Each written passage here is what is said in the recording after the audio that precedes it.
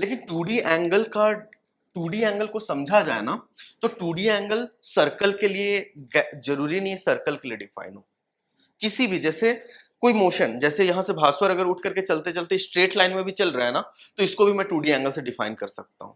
Depend करता है कि पॉइंट ऑफ ऑब्जर्वर कहां है। जैसे फॉर एग्जांपल यहां पे मैं खड़ा हूं, ठीक है ना, ऐसे लेकर के, और फील्ड है एक बहुत बड़ा, जैसे ऐसा एक फुटबॉल का फील्ड है, ठीक, फुटबॉल का फील्ड है 2D, और यहां पे एक ऑब्जर्वर खड़ा है। वहां पे कोई रैंडम जानवर को छोड़ दो, फॉर एग्जांपल डॉग, ठीक है। अब क्या है कि ये डॉग जो है उस फील्ड में कैसे भी चल सकता है, राइट। तो ये फॉर एग्जांपल इस पाथ में ऐसे चलते हुए यहां तक पहुंचा, इनिशियल पोजीशन, फाइनल पोजीशन। क्या मैं बोल सकता हूं कि ये डॉग जो है 2D एंगल सबटेंड किया होगा इस ह्यूमन पे? डेफिनेशन वाइज तो वही है। 2D एंगल क्या बोलते हैं ना कि इनिशियल पोजीशन को उस ऑब्जर्वर के रिस्पेक्ट में ज्वाइन करो, फाइनल पोजीशन को उस ऑब्जर्वर के रिस्पेक्ट में ज्वाइन करो, इररेस्पेक्टिव वो कैसा पाथ चल करके फाइनल तक पहुंचा है, this angle will be defined as angle subtended by this object on this observer. ठीक है, समझ में आया कि 2D एंगल के लिए जरूरी नहीं कैसे आर्क बना करके ही गया, ये नॉट रिक्वायर्ड। ये अगर एनिमल यहां से फॉर एग्जांपल एक दूसरा पाथ लेते हैं कि ये चल करके बोलेगा नहीं मैं तो ऐसे बाहर की तरफ जाऊंगा, यहां दिस इज फाइनल पोजीशन, क्या मैं बोल सकता हूं कि ये अभी भी कुछ एंगल सबटेंड किया होगा ऑब्जर्वर पे? इनिशियल पोजीशन का लाइन ये, फाइनल पोजीशन का लाइन ये, तो मैं बोलूंगा this is the angle subtended by that dog on this observer. Clear? अच्छा, ये जो ऑब्जेक्ट है वो भले ही सेम इनिशियल से सेम फाइनल तक जाए, बट अलग ऑब्जर्वर होता ना तो अलग एंगल सबटेंड कर रहा होता। ये बात भी समझ में आ रहा है? क्योंकि एक ऑब्जर्वर बोलेगा ठीक है मैं फुटबॉल ग्राउंड में नहीं, मैं अपने घर के छत पे खड़े होकर के देखना चाहता हूं, ऐसे।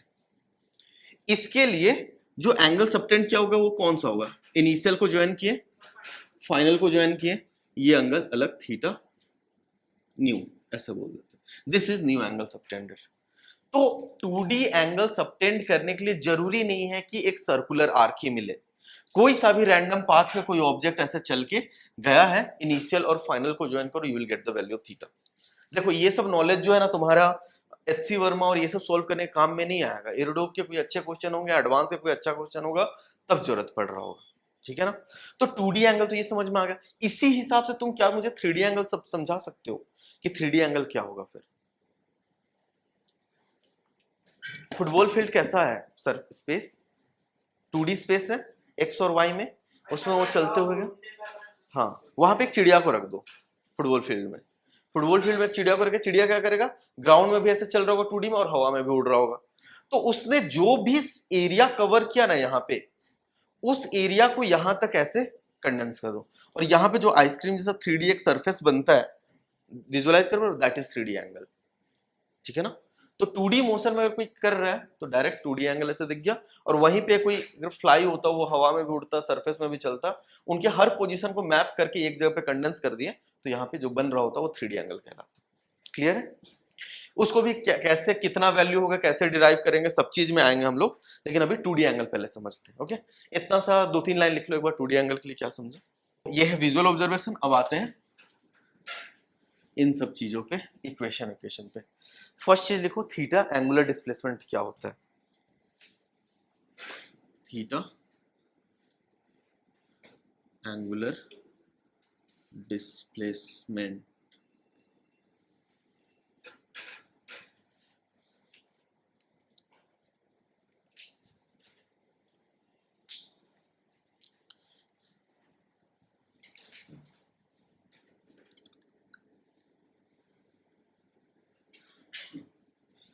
पहली बात, ये एक एक्सियल वेक्टर होता है,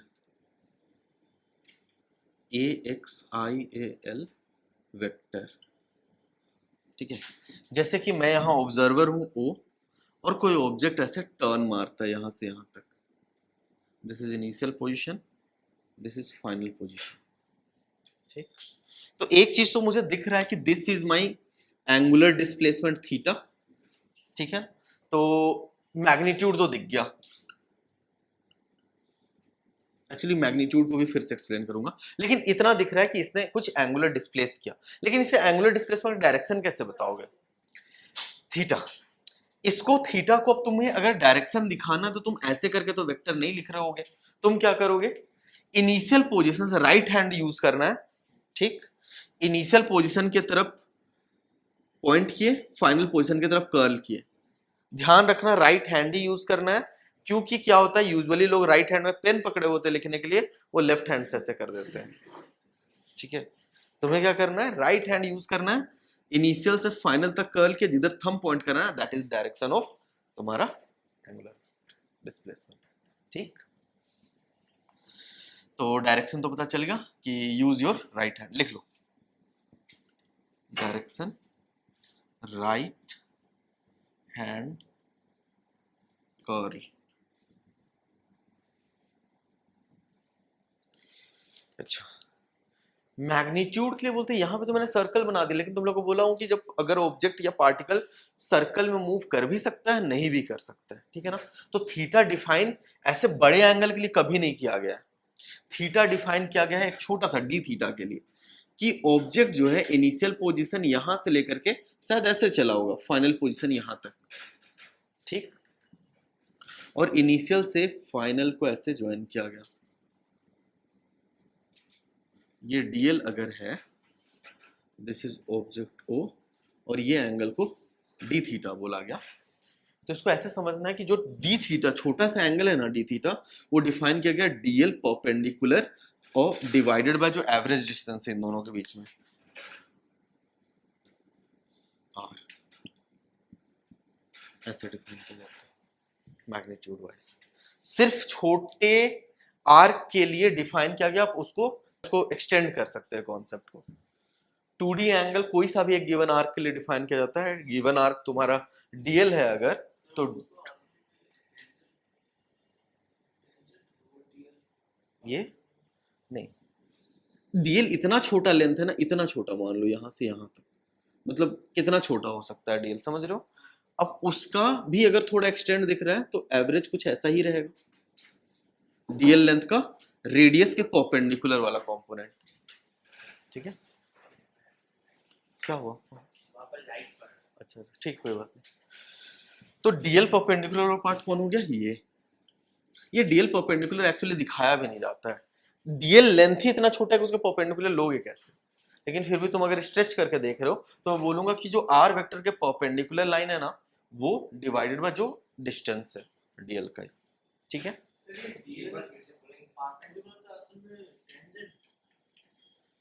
यहां डिफाइन ही अलग कर रहा हूं मैं, डीएल जो लेंथ है, टेंजेंट तो कुछ ही किसी गिवन आर्क के लिए डिफाइन किया जाता है ना, हाँ मैं बोल रहा हूँ जो छोटा 2D एंगल डिफाइन किया जाता है, वो छोटा ही एंगल डिफाइन किया जाता है, और कोई सा भी एक गिवन रैंडम लेंथ ऐसा हो सकता है ना इस टाइप से। तो मैं बोलता हूँ एक छोटा सा डीएल लेंथ के लिए उसने डिफाइन किया, जो लेंथ कुछ ऐसे हो गया, और बोला कि अब ये 2D एंगल कहां सबटेंड कर रहा है, बोला ऑब्जर्वर पे ओ।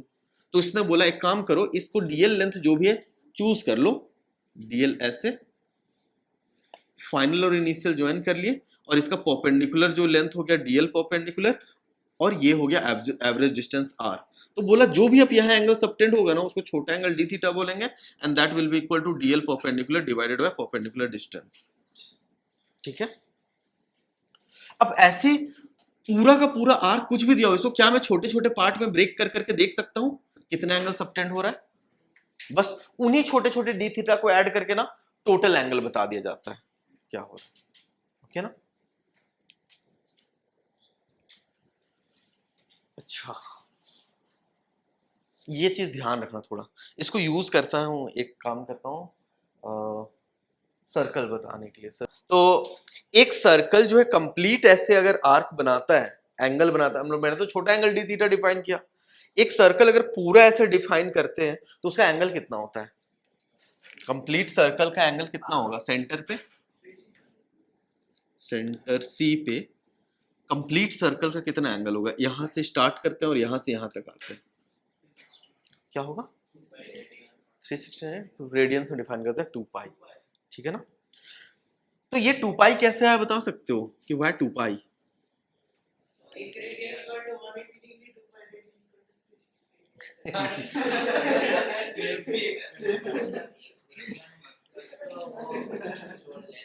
जो आर्क का लेंथ होगा वो आर्क होगा, तो पूरा सर्कल का पेरीमीटर 2 पाई आर है, इसका मतलब 2 पाई आर रेडियन 2 पाई रेडियंस है उसका।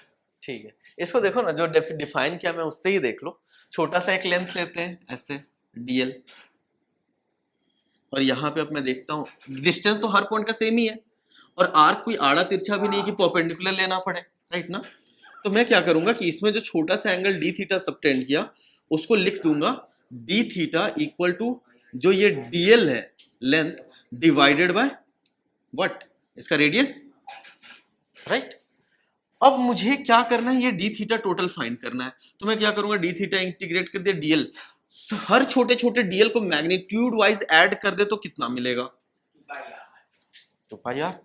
और इधर 0 से 2 पाई आर तक dl ऐड किए, और इधर जो भी नेट थीटा मिलने वाला है वो मिल जाएगा 2 पाई, रेडियस कैपिटल आर है, डिवाइडेड बाय कैपिटल आर, तो ये मिल जाएगा 2 पाई रेडियंस।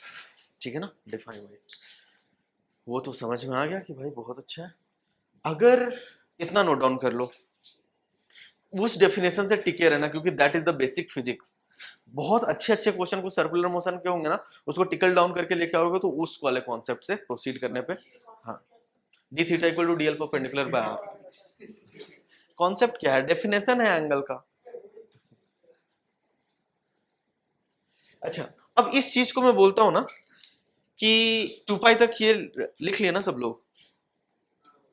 अब मैं बोलता हूं कि ये सी पे नहीं, मैं इंटरेस्टेड हूं इधर पॉइंट पी पे। ये जो आर्क है इस पॉइंट पी पे कितना एंगल कवर कर रहा है, ये सर्कल का ये आर्क इस पॉइंट पी पे कितना एंगल कवर कर रहा है, जो यहां से r/2 डिस्टेंस पे।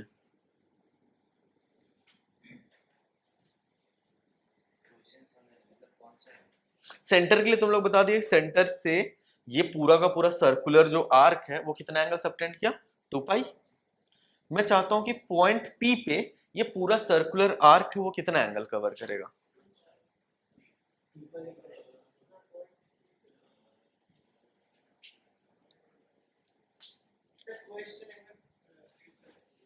जैसे सी के लिए तुम लोगों ने आंसर निकाला 2 पाई। मैं क्या पूछा था कि ये सर्कल का जो आर्क है वो सेंटर पे कितना एंगल कवर किया, तुम लोगों ने सॉल्व करके निकाला 2 पाई। अब मैं चाहता हूं कि पॉइंट पी पे यही सर्कुलर आर्क कितना एंगल कवर करेगा, कैसे, या फिर वो इंटीग्रेट करके भी कर सकते बेसिक डेफिनेशन पे आओ। 2D एंगल क्या है कि उसको अपना हेड कितना टर्न करना पड़ा। एक बकरी को छोड़ दो ना, जो जानवर है उसको छोड़ दिया, बकरी क्या की, चलते चलते चलते ऐसे घूम करके वापस यहीं से यहीं आ गई। चाहे पॉइंट सी पे खड़े होकर के देखो तो उसको भी 180 डिग्री से कंप्लीट कर चलना पड़ेगा, sorry 360 degree, 2 pi radian. Point P पे भी कोई खड़ा होकर देखो उसको कैसे चलना पड़ेगा, पूरा का पूरा सर्कल घूम करके वहीं पे तो आया है, कितना एंगल होगा, 2 पाई, बस। तुमने बोला ना, बट कॉन्फिडेंस नहीं था ना कि यहां से घूम करके ऐसे आओगे, यहाँ पे भी 2 पाई पॉइंट डिराइव भी करके निकालोगे तो भी 2 पाई आएगा, लेकिन डेरिवेशन यहाँ के लिए रैंडम पॉइंट के लिए हायर मैथमेटिक्स चाहिए डिराइव करने के लिए। बट जो बेसिक फील है 2D एंगल क्या होता है, it is the angle subtended bye observer sitting at this point from initial point two final point, यही है ना। कहीं भी इसके अंदर कहीं भी ले लो,